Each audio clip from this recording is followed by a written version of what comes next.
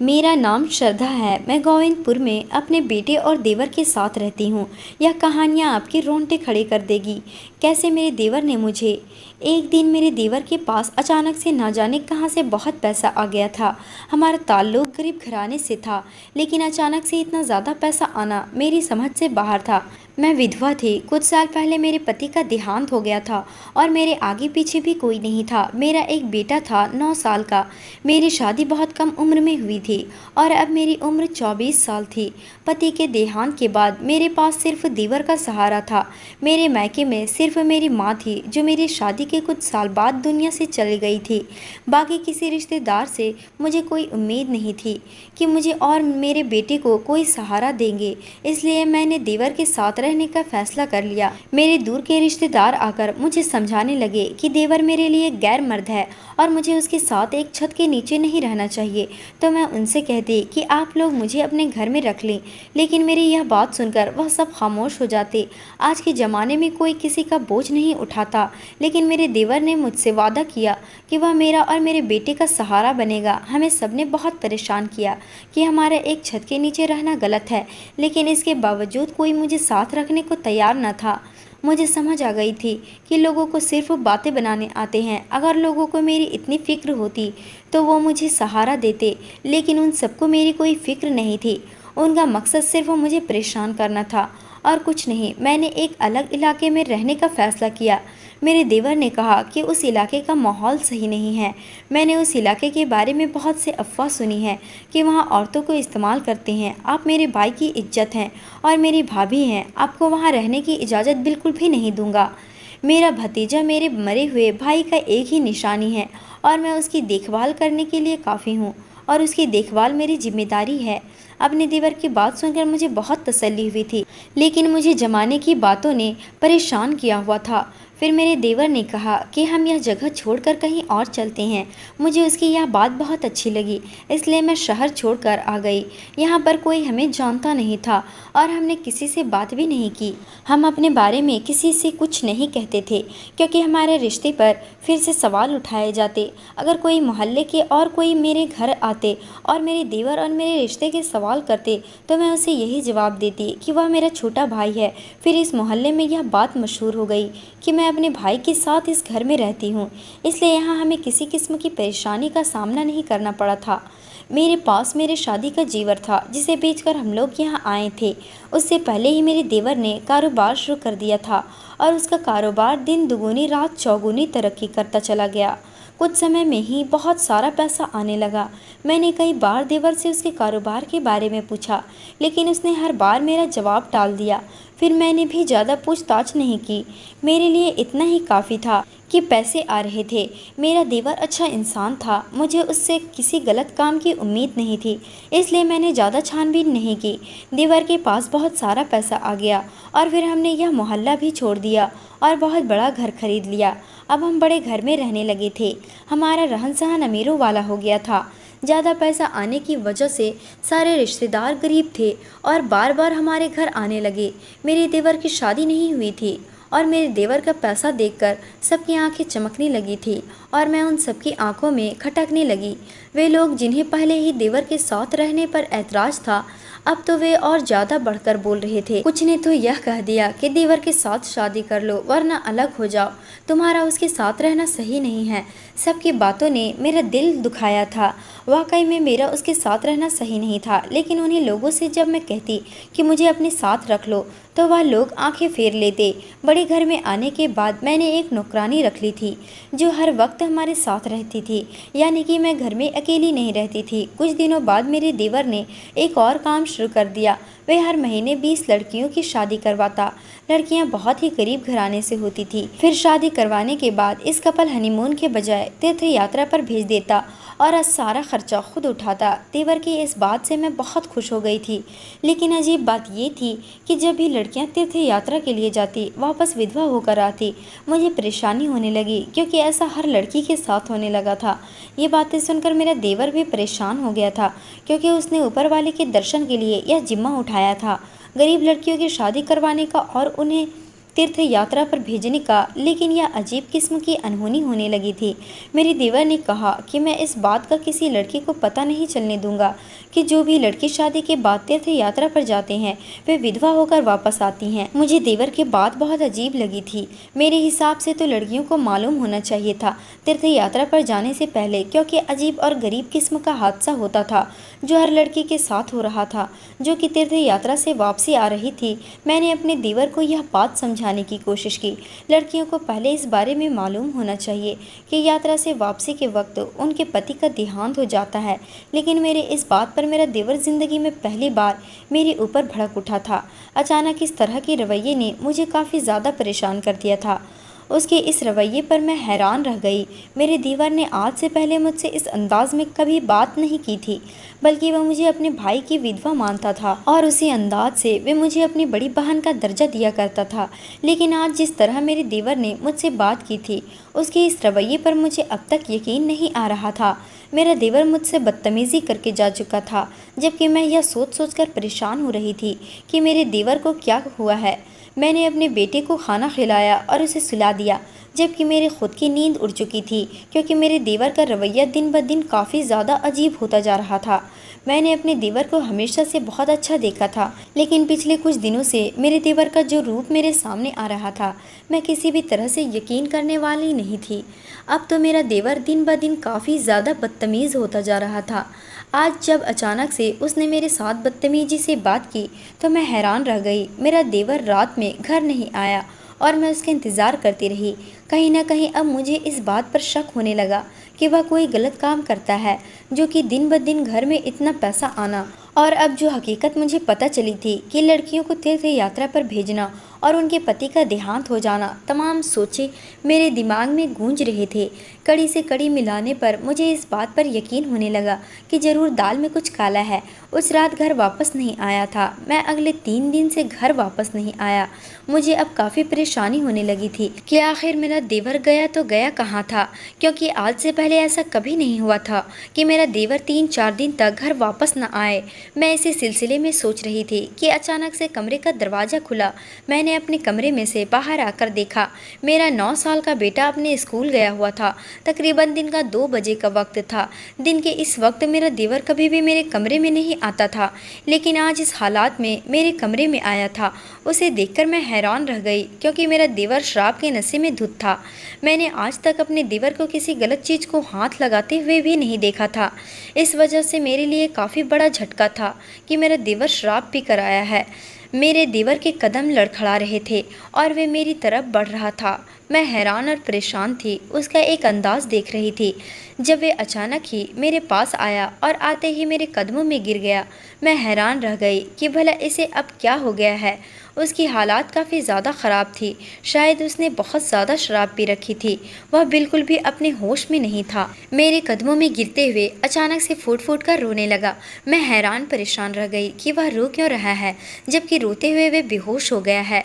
यानी दोपहर के इस वक्त मेरे कमरे में आकर बेहोश हो गया।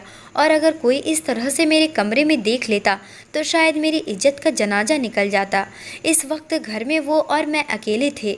जो नौकरानी मेरे साथ रहती थी, आज वो भी छुट्टी पर थी। अब मुझे समझ नहीं आ रहा था कि उसे किस तरीके से अपने कमरे से बाहर निकालूं, लेकिन जो भी था, मुझे हर हाल में इसे अपने कमरे से बाहर निकालना ही था।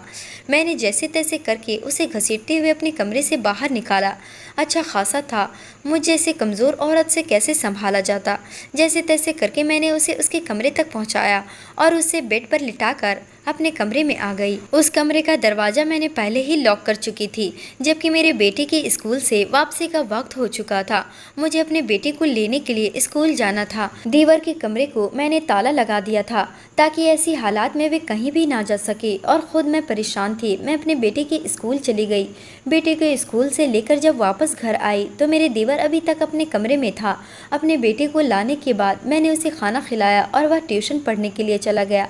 उसके ट्यूशन जाते ही मैंने देवर के कमरे का ताला खोला तो देखा वे अब तक वैसा ही बेहोश पड़ा था और मुझे उसकी हालात पर हैरानी होने लगी थी, क्योंकि वे काफ़ी वक्त से ऐसे ही बेहोश पड़ा था।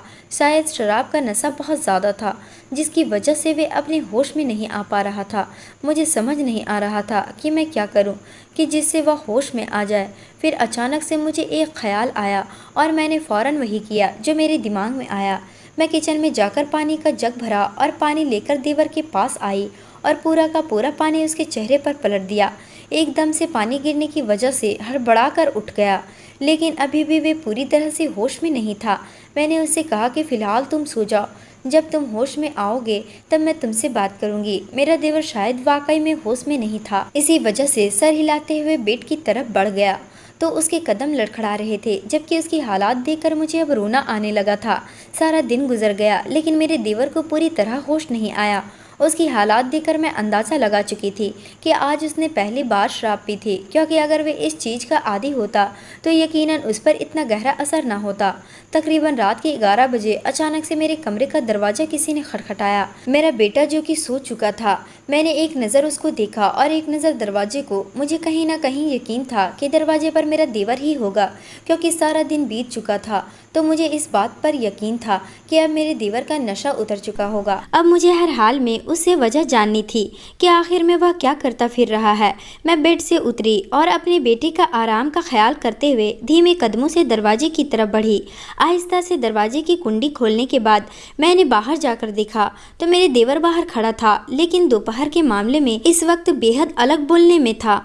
उसकी नज़र झुकी हुई थी, बाल गीले थे, यकीनन वह शावर लेकर वहां पहुंचा था और उसकी झुकी नज़र इस बात का इकरार कर रहे थे कि अपने किए पर शर्मिंदा है। लेकिन फ़िलहाल मुझे उसकी शर्मिंदगी की बिल्कुल ज़रूरत नहीं थी। मुझे इस बात को जानना था कि आज उसने इतना घटिया काम किया तो क्यों किया। मैंने उससे पूछा, तुमने आज शराब पी थी? उसने मेरे इस सवाल पर वे मेरी तरफ देखने लगा। उसकी आंखें सुर्ख हो रही थी। उसने धीरे से सर हिलाया। यह बात तो मैं पहले ही समझ चुकी थी कि शराब पीकर आया है, वह तो बस मैं उसके मुँह से सुनना चाहती थी। जैसे ही उसने सर हिलाया मुझे बहुत गुस्सा आने लगा। मैंने उससे पूछा कि क्यों पी थी तुमने शराब? तो वह मुझे देखकर नजरें ना मिला पाया, शर्म के मारे नज़र झुका ली। मैंने उसे दोबारा पूछा कि आखिर तुमने शराब पी थी? मेरी बात सुनकर मेरा देवर अपने सर झुकाकर कहने लगा कि मैंने जानबूझकर शराब नहीं पिया था। मेरे दोस्तों ने मुझे यह कहकर पिला दी थी कि ये सिर्फ एक सादा सा शरबत है। मुझे नहीं पता था मेरे अमीर दोस्त मुझे कोई नशा और दवाई मिलाकर खिला देंगे। मुझे इस बात का बिल्कुल भी अंदाज़ा नहीं था। अगर मुझे ज़रा भी अंदाज़ा होता तो मैं यकीनन जूस हरगिज़ न पीता। मुझे अपने देवर की इस बात पर यकीन आ गया था, क्योंकि यह बात तो मैं पहले दिन से ही जानती थी कि मेरा देवर बिल्कुल गलत इंसान नहीं है, बिल्कुल मेरे बच्चे की तरह था। मैंने उसे अपने बच्चे की तरह ही देखभाल की थी और वह भी मुझे अपनी बड़ी बहन का रुतबा देता था। मैंने उसे बड़ी बहन होने के नाते समझाया कि तुम इस तरह के अमीर दोस्तों से दोस्ती ख़त्म कर दो। लेकिन मेरी यह बात सुनकर उसने अचानक से अपना सर उठाया और घूरने वाली नज़रों से उसने मुझे देखा। वो एक पल के लिए मुझे हैरान कर गया। वो फिर जो उसने बोला तो उसके अल्फाज मुझे हैरान कर गए। वे कहकर रुका नहीं था, बल्कि अपनी बात पूरी करके वहाँ से चला गया था। जाते जाते यह भी कह गया कि मैं अब तकरीबन 10 दिन तक घर नहीं आ सकूंगा और इन 10 दिनों में उसे एक बहुत बड़ा प्रोजेक्ट मिला है जिसे उसे पूरा करना है। मैं उससे पूछना चाहती थी कि आखिर वह क्या काम करता है जिसकी वजह से उसके पास इतना पैसा आ रहा है, और यह कौन सा प्रोजेक्ट है जिसमें उसे 10 दिन के अंदर ही पूरा करना है। लेकिन मेरी बात सुनने से वह अपनी बात कहकर यहाँ से जा चुका था। उसकी कहीं बात मुझे परेशान कर गई, क्योंकि उसने कहा था कि उसके दोस्त की वजह से तो उनके घर पर इतनी दौलत आ रही है। उसके अमीर दोस्तों ने ही तो इसे ऐसा काम बताया था कि जिसकी बदौलत वह चंद महीनों में इतना अमीर हो गया, और अब वह किसी भी कीमत पर इस काम को नहीं छोड़ सकता, क्योंकि इस काम को अपनाना बहुत आसान है लेकिन इस काम से बाहर निकलना बहुत मुश्किल है। उसका बात अभी तक मेरे कानों में गूंज रहे थे। आज पूरे 4 दिन गुजर चुके थे लेकिन मेरे देवर का कोई अता पता नहीं था। मुझे नहीं पता था कि मेरा देवर आखिर कहाँ गया और वह क्या काम कर रहा है जिसकी वजह से उसे चंद दिनों में इतने पैसे मिल रहे हैं। मैं हैरान परेशान थी, बस यही सोचती रही कि आखिर ऐसा कौन सा काम करता है, लेकिन जवाब न मिला था। ठीक 10 दिन बाद मेरा देवर घर वापस आया तो मैंने उससे पूछा कि आखिर 10 दिन तक कहाँ था, तो उसने मुझे बताया कि वह दुबई गया हुआ था। उसकी यह बात सुनकर मुझे हैरत का झटका लगा, क्योंकि उसने उसने तो मुझे बताया ही नहीं था कि वह शहर से बाहर जा रहा है, और ज़िंदगी में ऐसी पहली बार हुआ था वे मुल्क से बाहर गया हुआ था, क्योंकि आज से पहले तो वह मुल्क में रहकर ही काम कर रहा था। अक्सर वह शहर जाता रहता और मुझे बताकर जाता था कि वह दूसरे शहर जा रहा है काम के सिलसिले में। लेकिन आज जो बात उसने मुझे बताई थी उससे मैं हैरान हो गई, क्योंकि दूसरे मुल्क जाना तो इतना आसान काम नहीं होता। तो मैंने उससे पूछा कि दुबई में तुम क्या कर रहे थे। मेरी बात सुनकर उसने एक बहुत ही खूबसूरत सा सोने का हार मेरे सामने रख दिया। इसे देखकर मेरी आंखें चमक गई, क्योंकि रात में इस वक्त खूबसूरत लाइट की रोशनी में वे सोने का हार चमक रहा था। उस हार को देखते ही उसकी कीमत का अंदाज़ा लगाया जा सकता था। शायद नहीं, यकीनन वे बहुत ही महंगा हार था। मैंने अपने देवर से पूछा कि यह कहाँ से लाया, तो उसने कहा कि दुबई के शेख ने उसे तोहफे के तौर पर दिया है। तो मुझे उसकी इस बात पर हैरत हुई, भला इतना महंगा तोहफा कोई बिना वजह क्यों देगा। मैंने उससे वजह पूछी तो उसने कहा कि आप आम खाएं, गुठलियाँ मत गिने, ये हार मैं आपके लिए लाया हूँ, तो बेहतर है इसे मेरी तरफ से तोहफा समझ कर रख लें। लेकिन मैंने अपने देवर से साफ इनकार कर दिया और कहा कि जब तक तुम मुझे यह नहीं बताओगे कि तुम क्या काम करते हो तब तक मैं यह नहीं रखूँगी। जबकि मेरे इस धमकी पर मेरा देवर परेशान हो गया और वे हार लेकर वहाँ से चला गया।